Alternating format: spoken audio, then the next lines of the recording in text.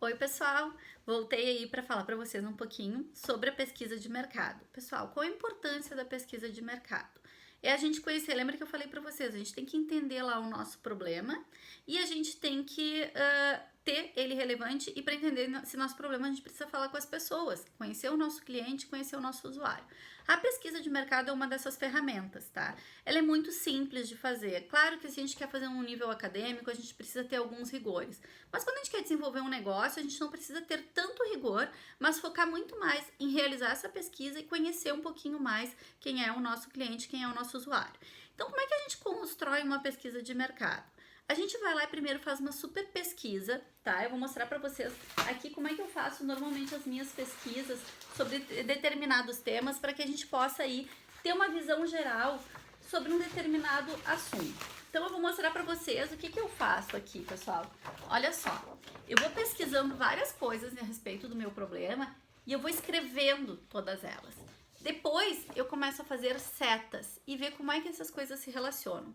E aí eu começo a criar grupos de onde as coisas se relacionam, onde as coisas têm a ver uma com a outra. E aí eu começo a listar, ok, eu dei um exemplo ali, eu trouxe numa live para vocês sobre a questão da pesquisa do vinho, tá? Sobre entender o comportamento do consumidor do vinho. Então, assim, eu agrupei algumas coisas e vi, isso aqui é fator de decisão de compra, isso aqui é fator de decisão de consumo, isso aqui é fator de decisão em que dia que eu consumo o meu vinho, né? Que tipo de vinho que eu compro?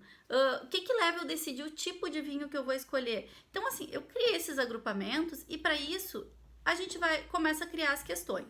Para cada tipo de assunto, a gente pode criar um tipo de questão. Pode ser lá múltipla escolha, por exemplo, frequência de consumo de vinho.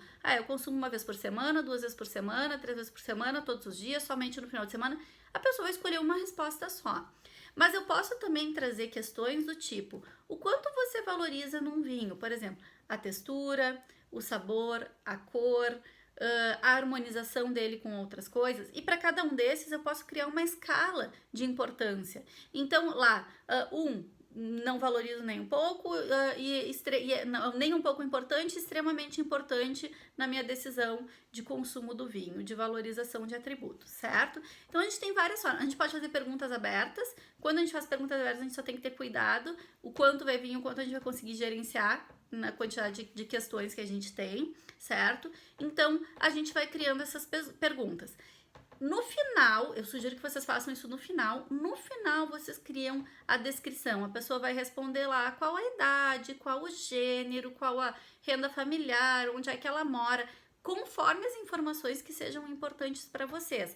É importante essa descrição da pessoa minimamente para que vocês possam fazer um recorte. Por exemplo, vocês vão usar um Facebook para fazer essa divulgação, vocês vão usar Instagram, muita gente vai responder, não necessariamente quem é o público-alvo de vocês. Então, quando a gente faz essa segmentaçãozinha aí para tentar entender idade, gênero, perfil de estrutura familiar, enfim, como questões que caracterizem um pouquinho mais a pessoa, que tem que ser adequado ao que vocês precisam saber, então vocês colocam no final, porque quando a gente começa com isso, as pessoas ficam um pouquinho, às vezes, incomodadas. Quando elas terminaram de responder, elas vão lá e colocam. Vocês podem colocar, eventualmente, para despertar interesse das pessoas, você tem interesse em conhecer o resultado dessa pesquisa? E coloca ali o e-mail. Às vezes pode ser interessante, porque se a pessoa tem interesse, pode ser um potencial cliente, uma forma de criar um relacionamento.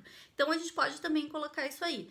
Nome, esse tipo de coisa a gente não coloca, porque o ideal é que seja o mais, que a pesquisa seja o mais neutra possível e que seja, não exponha ninguém. As pessoas não gostam de se sentir expostas a responder esse tipo de questão, não querem ser identificadas de uma maneira geral. Mas dá para colocar aquela opção se a pessoa quer algum retorno sobre a pesquisa. Certo, pessoal? Então, assim, essas são as dicas iniciais aí que eu tenho para vocês fazerem a pesquisa de mercado, certo? Vocês enviem, comecem a ter as respostas. Eu tenho dúvida, não sei, tô meio com medo. Testa. Errou na primeira, não tem problema. Aprende para a próxima, certo? Então, assim, essas são as diquinhas aí iniciais para pesquisa de mercado. Elas são umas dicas muito simples, mas é importante que vocês façam, que vocês executem.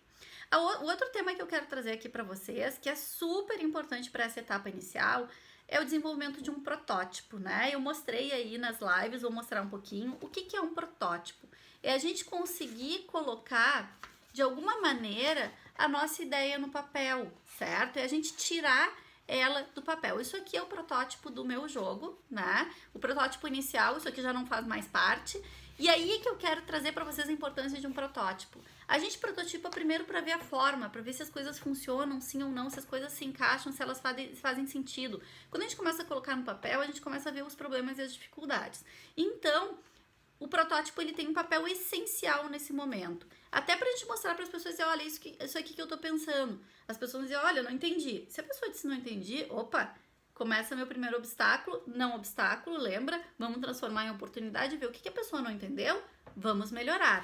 Isso aqui, por exemplo, na minha primeira versão, eu transformei isso aqui numa versão grande e essas duas partes saíram do jogo, não fazem mais parte. Eram 4 tabuleiros, de 4 viraram apenas 2. Então o protótipo ele funciona para isso, para a gente começar a tirar a ideia do papel, testar e ver o que funciona e o que não funciona. Então o desafio para vocês aí é fazer a pesquisa de mercado e fazer um protótipo. E as atividades que eu apresentei aí no videozinho anterior. Beleza, pessoal?